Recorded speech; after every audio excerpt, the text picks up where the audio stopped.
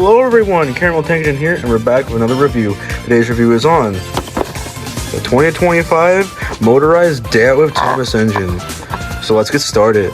Alright, so as you can see here, this is out well, at least the US's only release so far, besides the long-term load barrel delivery set, which you can get on Amazon, which I may possibly link in the description. It's not an affiliate link, so I'm not getting any money from it, but if you'd like to buy it, I'd gladly send it your way.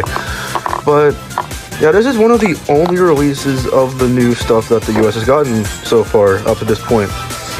So as you can see here, the box design is very similar to the current All Engines Go Big Friends releases. Only instead of a render of the CGI Thomas, we have a actual product image displaying showcasing the engine, which is like really weird because usually, like, I think it would be pretty fun if we got like just an edited nitrogen promo from hell, even maybe an art promo with the part design. That'd be pretty sick. See, there's the 80th anniversary emblem there, which sadly it isn't a coin, unlike the 75th anniversary, which you could, like, most toys like the Diamond Thomas and I think the Metallic Trackmaster engines also came with like a removable coin type thing. Hell, even the 2020 Day Out Thomas engine, the wood model, had that feature as well. See, big Day Out Thomas 2025 logo here, exclusive banner here, and on the back we get a very nice picture of Thomas himself, of the model, which again, I don't know why they didn't decide to use a CGI promo, but hey, interestingly enough, you can see this shows the prototype version of the model with a printed mouth and printed windows, which sadly is not present on the final model. Mouth isn't printed and his windows are a sticker. But other than that, this guy is almost spot on to the dummy units that they had this year, only it said party on both sides, don't say birthday.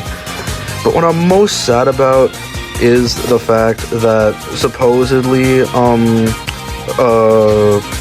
the 2025 Wooden Railway Thomas was canceled, at least his US release was canceled in favor of this, probably just to push to get a motorized model out of the way, so at least there's something that the US has.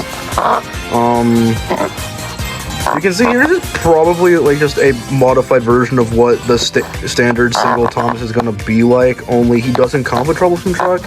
But Troublesome Truck is reused from the Troublesome Trucks you could get when they rebranded the line to Motorized back in like 2020 and 2021. Oh my god, the printing is a bit different. The facial printing is different, so like it looks like it's a happy truck and not a mischievous truck. You can see here it doesn't have those stupid gear blade wheels that a lot of the motorized engines have for some reason. I absolutely despise those. You can see there's a new running board under a carriage piece with like brakes or axles, whatever. That's pretty cool, not gonna lie. I really like that detail. You can see the printing on the truck looks like a layered cake, and inside there's some wood detail in there. So yeah, with that out of the way, let's get a little into a bit of a closer in-hand look, shall we? And we're back. It just feels so euphoric and just nice to just have good models in my hands again. Just beautiful. This is one of the greatest models just in the past like a couple of years made by Mattel. Props to them. Props to the toy designers. I'm happy we have just great, brand new, good merch after like what, 10 years? So, as you can see, the truck doesn't have the wobble rickety type feature that the 2020 and 2021 models had, which that's fine. I'm just glad he doesn't have those stupid saw blade wheels that they gave those things, but I already said that. So funny story, when I was at the gift shop at Day Out Thomas, there was this old guy who came in and took about 5 of these in his hands and just all the other Day Out Thomas exclusives. And just for example, they only had like what, 8 of these out at the shop when I was there, at least, and I was like on like the penultimate day of the event when they were having it in my town, and I wonder what it would have been if would have been like if I went on the very first day, if that made any difference. But yeah, he took all of them. I witnessed a scalper scalp before my very eyes, and so I really wanted to get a second model.